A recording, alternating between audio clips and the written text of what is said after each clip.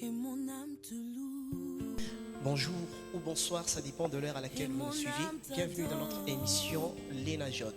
Voilà, aujourd'hui nous sommes très heureux de recevoir l'homme de Dieu, l'apôtre Isaac Lengue Babangila, qui est donc premièrement le visionnaire du ministère international d'intercession Péniel, qui est aussi pasteur au sein de l'église Camp des Najot, à qui j'ai dit bonjour.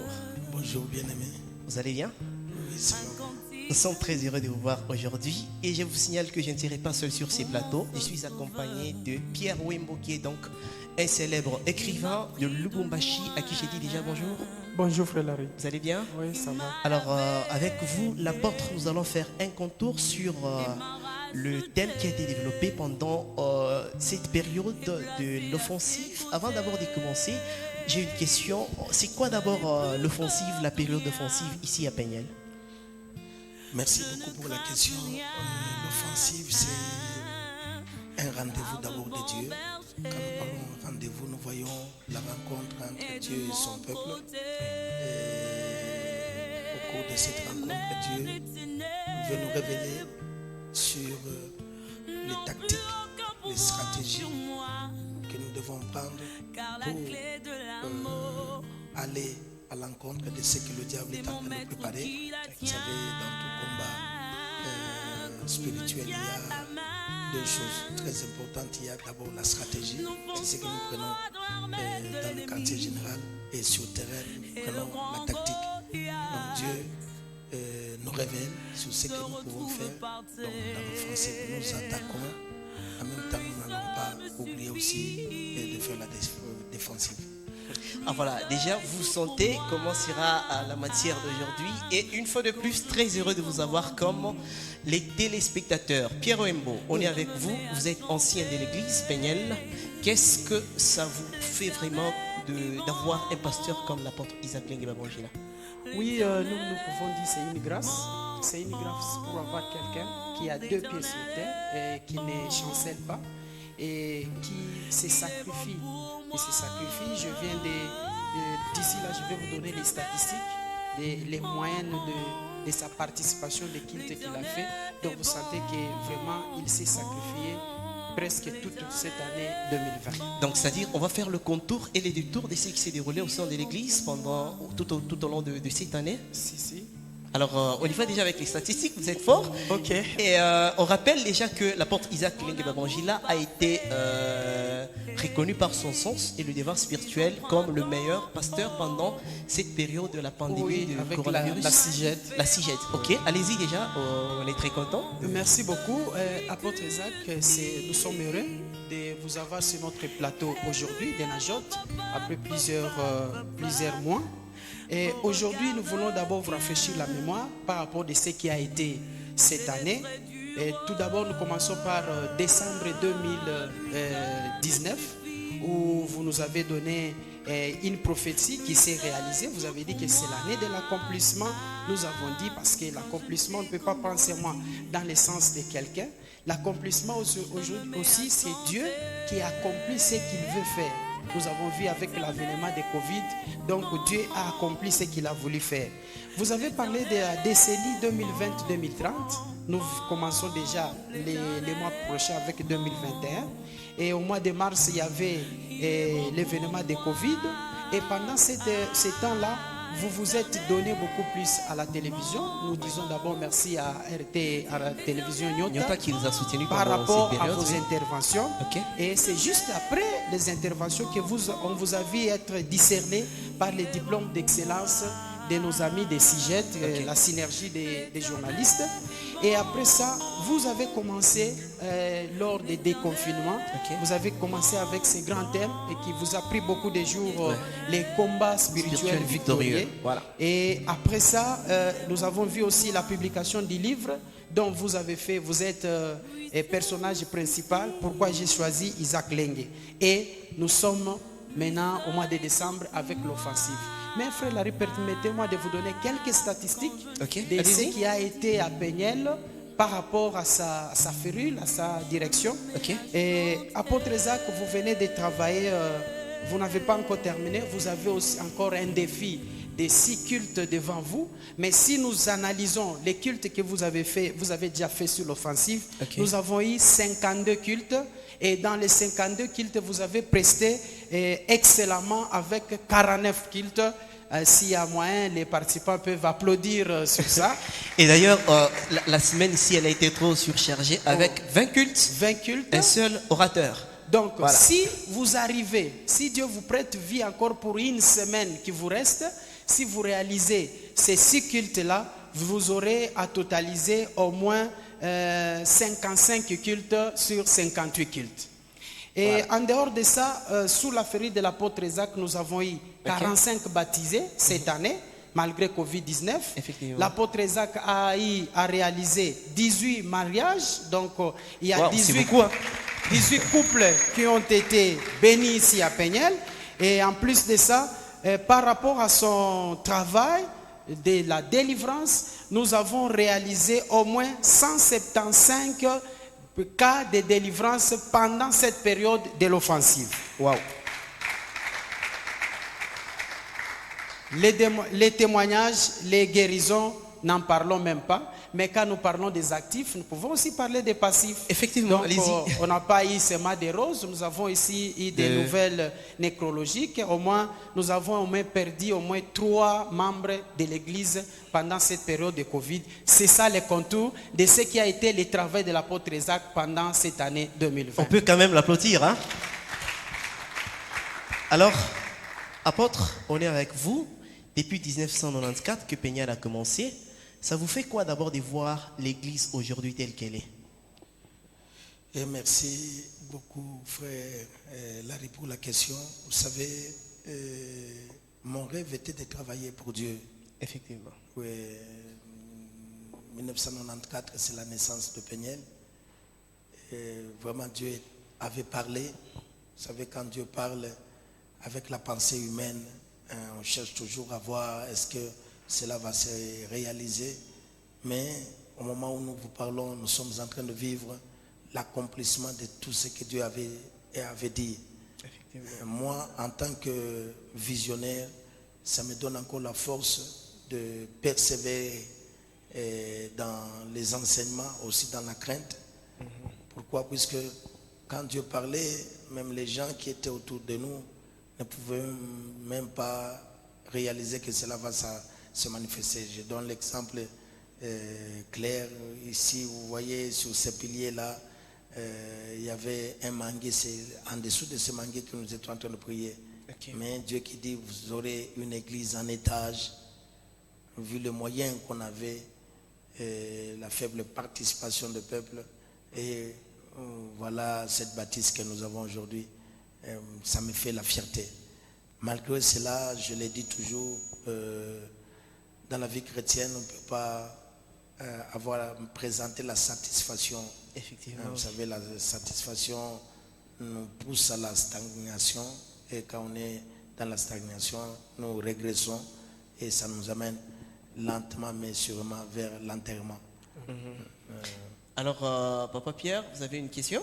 Oui, mais je voulais, l'apôtre Isaac, il est apôtre, il est pasteur, vous êtes prophète. Vous voulez quel pot? Vous vous trouvez beaucoup plus dans quel pot? Vous voulez qu'on vous appelle beaucoup plus prophète, apôtre, pasteur? Pasteur. Bon, vous savez, dans l'œuvre de Dieu, ce n'est pas à moi de décider, c'est à Dieu. Ouais. Chaque fois quand il y a des circonstances difficiles, des moments difficiles, Dieu m'utilise comme prophète. Et dans le moment où le peuple est abattu, et on ne voit pas la fondation, Dieu peut m'utiliser comme apôtre. Il y a des moments où nous prestons comme pasteur. Ça dépend des moments. Et moi, je bénis beaucoup l'Éternel. Moi, je suis comme un serviteur à l'œuvre de notre boss, de notre patron, c'est Dieu. Et si Dieu a besoin d'un travail où il voit que son peuple est en train de crier, puisque chaque fois quand le peuple crie, Dieu est toujours attentif, il cherche ce qu'il va envoyer. Et s'il nous envoie, c'est à moi maintenant de voir dans quel contexte il m'envoie. Si c'est comme un prophète, comme le culte de l'offensive la nuit, là, je voyais que Dieu m'envoyait comme prophète. Et ça, c'est pour révéler les choses cachées et donner la direction au peuple de Dieu et consoler, exhorter et édifier aussi. Alors, apôtre, revenons un tout petit peu en arrière. Pendant la période de confinement, il n'y avait pas de culte, mais vous étiez resté en contact permanent avec les fidèles. Alors, quelle était la motivation de faire ça? Et après ça, vous aviez été reconnu comme étant meilleur pasteur en produisant 40 émissions qui sont passées en direct sur les antennes de Nyota Télévision.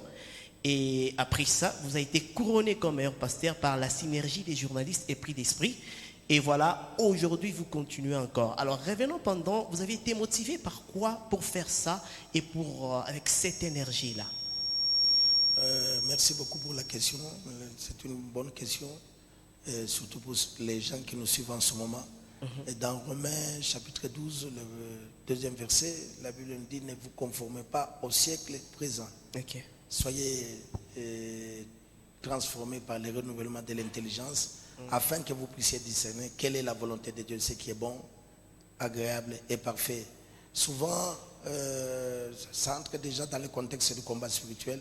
Souvent, nos nations, nos pays ne sont pas dirigés par les prophètes. Ou ce sont des gens que la population a élus, mais ils ne sont pas entourés par des prophètes. En Israël, il y avait une tribu d'Issachar. C'était des gens qui étaient à côté des rois pour leur parler des événements qui devraient arriver. Okay. Prenons le cas de ce qui est arrivé, la Covid-19 qui est arrivée, presque dans tous les pays. On a dit il n'y a point d'église. Il n'y a point d'église. Et pourtant, c'est Dieu qui devrait nous révéler qu'est-ce que nous devons faire. Je donne le cas de la Tanzanie. Eux, par contre, ils ont eu un président qui est monté même à la montagne pour chercher la face de Dieu.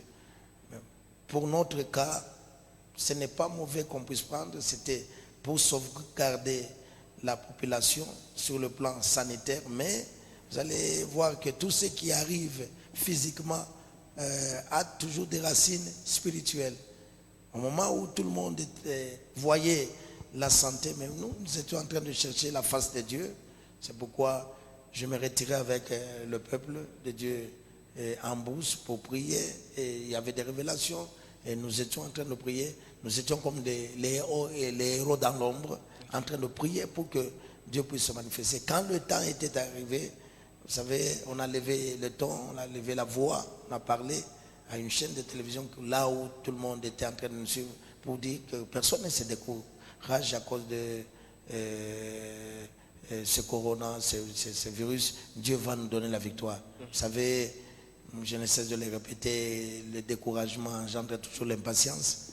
Quand on est impatient, on ne va pas définir le véritable temps de Dieu. Et cela va chuter à la désolation et à l'échec. Et puis, ça n'est suivi la publication d'un livre écrit par Pierre Wembo, qui est donc le célèbre écrivain ici à Lubumbashi. Pourquoi j'ai choisi Isaac Lenge Babangila et Peniel? Comment vous avez accueilli ces livres? Pour moi, c'était une idée géniale. Géniale, pourquoi? Vous savez, pour nous, prophètes, quand quelqu'un vous découvre, c'est-à-dire, il ne vous a pas découvert de lui-même, il n'y a que le Saint-Esprit qui l'a révélé cela. Souvenez-vous de Pierre qui a dit à Christ que à Jésus que tu es Christ, le oint de l'Éternel. Jésus lui a dit: ce n'est pas la chair ni le sang qui t'ont révélé cela, si ce n'est mon Père. Il dit aussi: tu es Pierre, sur toi je bâtirai mon église et les portes de séjour de mort ne préviendront point contre toi. Pour moi, c'était vraiment quelque chose d'étonnant. Okay. Pourquoi? Puisque j'ai œuvré longtemps dans l'ombre, et voir mes qualités être écrites dans un livre qu'un de mes anciens a écrit, vraiment c'est génial. Ça c'est de un. De deux, souvent on cherche à honorer les gens après la mort. Lors des funérailles, vous allez voir les gens faire de bons discours. Mais lui, du moins, il m'a honoré de mon vivant. comme on l'avait fait avec Christ. Cette prostituée-là qui avait brisé le parfum aux pieds. Et Judas était fâché en disant, vous pouvez vendre pour avoir l'argent. Oh, c'était pour changer le système du monde.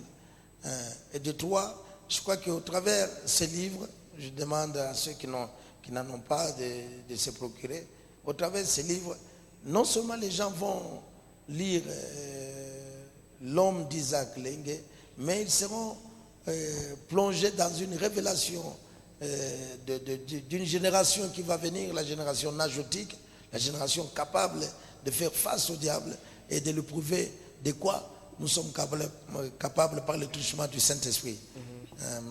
Pour moi, j'étais fier de voir cela et je l'encourage à faire encore plus que ça. Merci beaucoup. Vous avez une question? Ok, merci. Je ne sais pas si tu vas permettre, je voulais qu'on entre dans le vif de ces thèmes ici. Voilà. Les combats spirituels victorieux. Apôtre Isaac, qu'est-ce que vous voulez faire voir au monde entier par rapport aux combats spirituels victorieux? Parce que là-dessus, souvent on dit, on ne chante pas la victoire avant la guerre, mais vous l'annoncez déjà. Il y a quel mystère dans ce sens? Tout est parti, merci beaucoup pour la question, tout est parti depuis le mois de décembre 2019. Dieu nous a révélé qu'il est en train de mettre fin au règne du diable. Vous savez, on a découvert que le diable s'est infiltré presque dans tous les domaines, dans tous les domaines de la vie. Si nous lisons dans Matthieu chapitre 4, le verset 8 à 11, vous allez lire aussi Luc chapitre 4, le verset 6 à 8, vous allez voir que dans les deux textes, le diable cherchait à tout prix à s'impliquer, à s'installer, parce que dans tous les domaines de la vie. Jésus, qu'on le prend, on le fait monter à une montagne, on le montre tous les royaumes. Souvent nous prêchons à l'église qu'il y a deux royaumes principaux, les royaumes des ténèbres et les royaumes de Dieu. Mais vous allez comprendre qu'il y a encore un autre royaume ici sur terre, pas un autre royaume, des royaumes, ils sont 6 ou 7, où le diable, quand il a séduit Satan, il a récupéré ce pouvoir divin, il a influencé 6 ou 7 royaumes pour que les gens lui soient fidèles, puissent l'adorer, comme il l'avait dit. Je donne l'exemple d'un royaume de l'économie ou des business. Quand les gens viennent à l'église, ils viennent avec leurs appels, avec leur vision, mais l'église doit déceler leur vision pour les aider, les ravitailler afin qu'ils puissent amener le royaume de Dieu dans le monde. Mais souvent, nous présentons Christ, mais nous oublions d'entrer dans les appels différents des gens.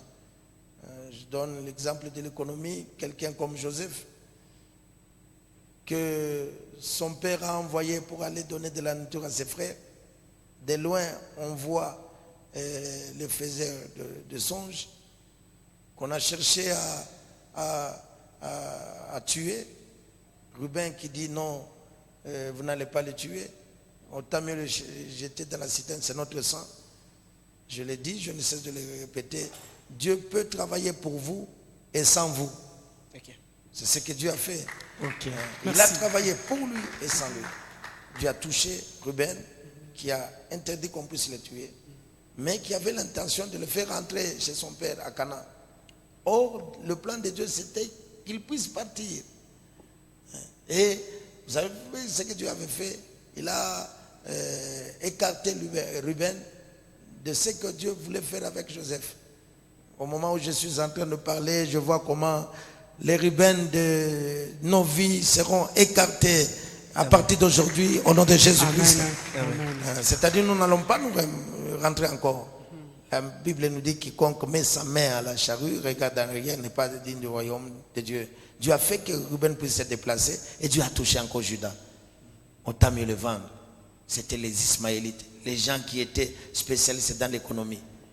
Si eux le faisaient avec la notion de leur père Ismaël, mais il y avait la génération d'Isaac qui était à côté, sans savoir ce qu'il faut faire. Mais le fait d'être avec eux, en voyant, ils étaient en train d'apprendre. Vous savez, dans la vie, on ne fait rien sans apprentissage. Et en apprenant, il a commencé à mettre ça en pratique dans la maison de Potiphar. Et malgré ce qui s'est passé, il s'est retrouvé en prison, il a interprété, puis il est sorti avec le songe de Pharaon. Il a appliqué cela en Égypte. Vous voyez, quelqu'un avec la pensée divine, elle a appliqué cela en Égypte et on lui a donné même le trône de premier ministre. Est-ce que dans nos églises, nous parlons de ça? Ça, c'est un exemple parmi tant d'autres. Donc, on a vu que Dieu veut changer les choses. C'est pourquoi nous avons parlé de la décennie 2020-2030, là où une décennie d'expansion gracieuse. Nous voyons Jésus qui croissait en stature, en sagesse et en grâce. Nous voyons les trois étapes ou les trois classes du tabernacle, le parvis, le lieu saint et le lieu très saint. Et Dieu veut au courant de la décennie. Mais cette décennie-là va commencer par le combat spirituel. C'est ce que nous avons vu. Tout le monde était surpris. Et heureusement que nous l'avons prophétisé au mois de décembre. J'étais surpris de voir au mois de mars la Covid-19 qui s'est installée. C'est déjà le combat. On cherche à paralyser les nations. On cherche à faire quoi? À faire tomber l'économie. Heureusement, je suis en train de dire ceci. Même si l'économie du monde entier est en train de tomber, il y a des Joseph. Les Joseph sont en train de venir. Peut-être il est dans la maison de Potiphar, peut-être il est dans la citerne, peut-être en prison, mais je sens un Joseph venir. Merci beaucoup, apôtre Isaac. Je peux terminer avec quelque chose. Alors, allez-y avec une question. Oui. Pendant vos interventions, vous avez touché un point très sensible qui est la construction des hôtels. Oui. Et ça a un impact dans la vie des gens. Quelle est l'importance de construire les hôtels pour Dieu? Vous savez, nous n'allons pas ignorer une chose, la chose est la suivante. Nous avons existé avant de naître. Dieu lui-même, il a dit, pour naître, nous devons passer par la femme. Donc, la naissance vient après notre existence. Et Dieu lui-même nous a choisi différentes familles dans lesquelles nous sommes nés. Et quand nous sommes nés dans ces familles-là, c'est alors que le combat commence. Nous trouvons peut-être une famille qu'on ne connaît pas Dieu, on peut faire des sacrifices. Nous sommes là autour des sacrifices. Nous voyons qu'il y a derrière les sacrifices, il y a toujours les autels sataniques qui sont érigés. Et il y a un moment où notre destinée est en train de nous réclamer. D'une manière ou d'une autre, nous devons sortir et adhérer à Dieu. Mais sans oublier que nous étions dans les hôtels sataniques. Et ces hôtels nous sont en train de nous réclamer. Souvenez-vous de Pierre dans Luc chapitre 22, verset 31 jusqu'à 32. Jésus l'avait changé le nom de Simon en Pierre. Mais voyant, chaque fois quand Pierre qui voulait accomplir grande chose, il y avait les réclamations sataniques. C'est pourquoi Jésus lui a dit Simon, Simon. Lui qui avait changé le nom de Simon en Pierre, pourquoi il l'appelle encore Simon? C'est-à-dire il y a quelque chose. Vous allez vraiment accepter avec moi cela. C'est une vérité cachée mais qui est révélée. Et cet homme de Simon qui était pêcheur, vous savez, tous les pêcheurs, quand nous allons à Kapolo, ils ont toujours des joujou. On ne sait pas, on peut tomber sur le serpent, on peut tomber sur le crocodile. Certainement. Et aussi, ils ont toujours un petit couteau. Là, on peut faire le poisson rapidement. Et ce monsieur, en venant à Christ, il avait toujours ce couteau-là. Jusque dans le jardin de Gethsémani. Là, il a coupé Malchus l'oreille. Vous voyez. Donc, on peut venir à Christ, mais il y a toujours des éléments qui nous restent. Le monde du ténèbre est en train de nous réclamer. À cause, c'est l'autel qui nous réclame. Qu'est-ce que nous pouvons faire pour mettre fin à cela? Ce n'est pas nous. Nous devons bâtir l'autel de Dieu. L'autel de Dieu. J'ouvre une parenthèse que je vais fermer rapidement. Prenons le cas de Gédéon. Gédéon, pour combattre les Madianites, il a fallu qu'il puisse détruire d'abord l'autel de Baal. De Baal, oui, oui. Pour construire l'autel de Dieu. Pourquoi? Puisque chaque fois quand il y a l'autel de Dieu parle en ta faveur. C'est l'autel de Dieu qui va combattre pour toi. Bref, si vous lisez bien dans l'Ancien Testament, quand on a arraché l'arche de l'Éternel, on est en train et on est allé avec cette arche. On n'a pas placé l'arche dans les maisons des Philistins. On a mis dans le temple de Dagon. C'est-à-dire, on a mis à côté de Dagon. Pour eux, c'était une façon de mesurer leur Dieu avec le nôtre. Et vous connaissez bien la suite, c'était le combat des deux autels. Le matin, on pouvait voir Dagon qui est tombé, on dit non, peut-être c'est le vent, et ainsi de suite. Donc, pour nous voulons parler de cet enseignement au peuple de Dieu, de commencer à ériger des autels. Notre père de foi, Abraham, chaque fois qu'il y avait une manifestation où il voyait qu'il y avait opposition de ce qu'il voulait faire, il érigeait toujours l'autel et il y avait toujours du succès dans sa vie. Ok, merci beaucoup, Frère Larry. Voilà. Donc, je voulais insister en disant, la construction de l'hôtel, c'est de faire quelque chose. Et ici à Péniel, pour votre information, le 4 janvier déjà, nous allons construire les hôtels. Ce n'est pas de venir avec les truelles et les ciments, non. Ce sont les enveloppes. C'est une somme où vous voulez que Dieu construise, et vous construirez un hôtel pour briser l'autel satanique. Donc, c'est sous forme d'offrande que nous allons donner pour construire l'autel de Dieu. Alors, très chers téléspectateurs, on vous rappelle que c'est dans votre émission Lunajot. Désormais, vous allez retrouver cette émission chaque fin de mois. Et il nous reste déjà quelques minutes pour chuter avec cette émission. Vous êtes donc très nombreux en train de suivre cette émission sur Internet. N'hésitez donc pas à vous abonner sur notre page YouTube, Péniel Kandenajot, sur Facebook également. Abonnez-vous et vous n'allez rater aucune de nos publications. Alors, apôtre Isaac Lengue, je reviens avec vous. Le thème qui a été décortiqué juste après cette période de coronavirus, qui est donc la période de l'offensive, les combats spirituels victorieux. Est-ce qu'il y a vraiment une corrélation entre la période post-Covid, où les gens ont besoin d'une motivation, où les gens ont besoin d'un encouragement? Comment est-ce que les gens doivent se comporter pour parvenir à vaincre cette période de crise sanitaire? Merci beaucoup pour la question. Vous savez, l'année 2020, c'est une année de combat. La première année. Vous allez, d'ailleurs, si vous suivez les révélations qui sont sorties, l'année prochaine, nous n'aurons pas de combat, non. Dieu est en train de nous faire entrer dans une autre révélation qu'on va donner d'ici le 31. On verra ce que Dieu veut faire l'année prochaine. C'était de rappeler au peuple de Dieu de ne pas être distrait. Dans 1 Pierre 5, 8, la Bible nous dit nous devons être sobres, vigilants, nous devons veiller, car notre adversaire rôde autour de nous comme un lion rugissant, cherchant qui va dévorer. C'est prévenir ce peuple. Je l'ai dit, je ne cesse de le répéter. Souvent, le diable, quand il vient dans notre vie, il commence par nous rappeler notre passé. Effectivement, oui. Ça, c'est une des stratégies du diable. Et pourtant, la Bible nous dit ne pensez plus aux événements passés. Mais Dieu nous a donné la méthode. S'il nous rappelle le passé, nous allons lui rappeler aussi son futur.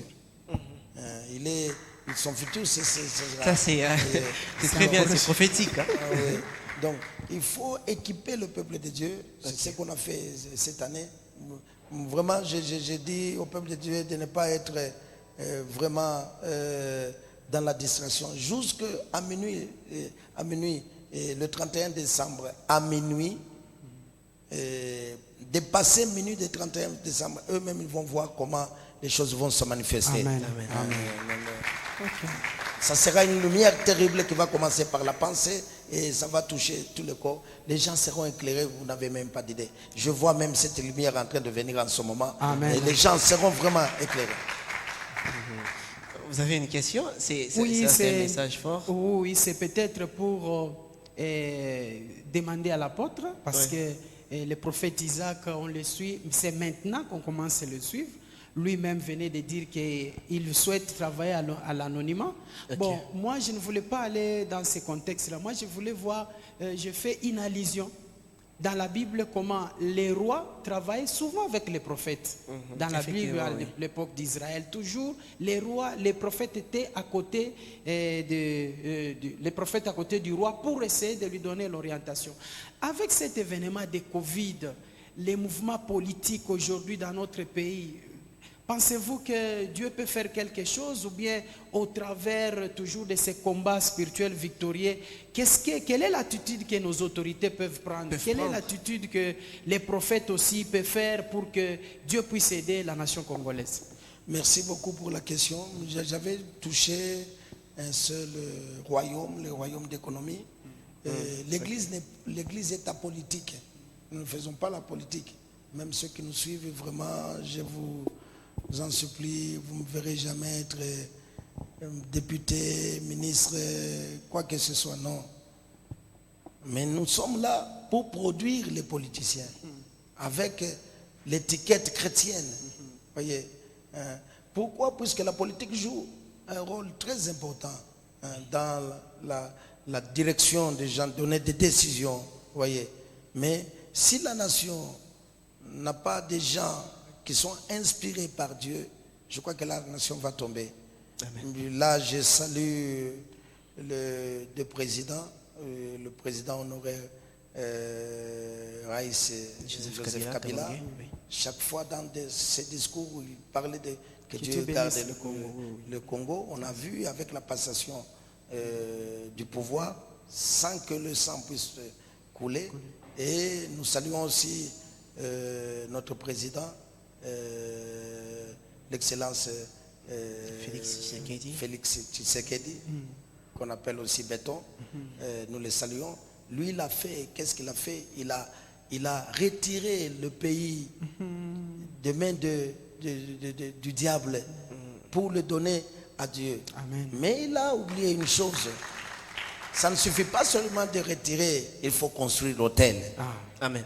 Il devrait construire l'autel. Vous allez voir que il y a beaucoup de problèmes, de combats. De lui-même, il ne peut rien faire. Mais si vous voyez tous ces combats-là, c'est Dieu qui est en train de l'aider. Pourquoi? Puisqu'il a montré la bonne volonté. Si mon peuple sur qui est invoqué s'humilie, prie, cherche ma face, se détourne de toutes ces mauvaises voies, je l'exaucerai des hauts des cieux, je réglerai son pays. Et vraiment que Dieu puisse aider notre président. Bref, vous allez voir que le diable touche les différents, même la média. Nous saluons Nyota, nous saluons Mwangaza. Vous allez voir, nous saluons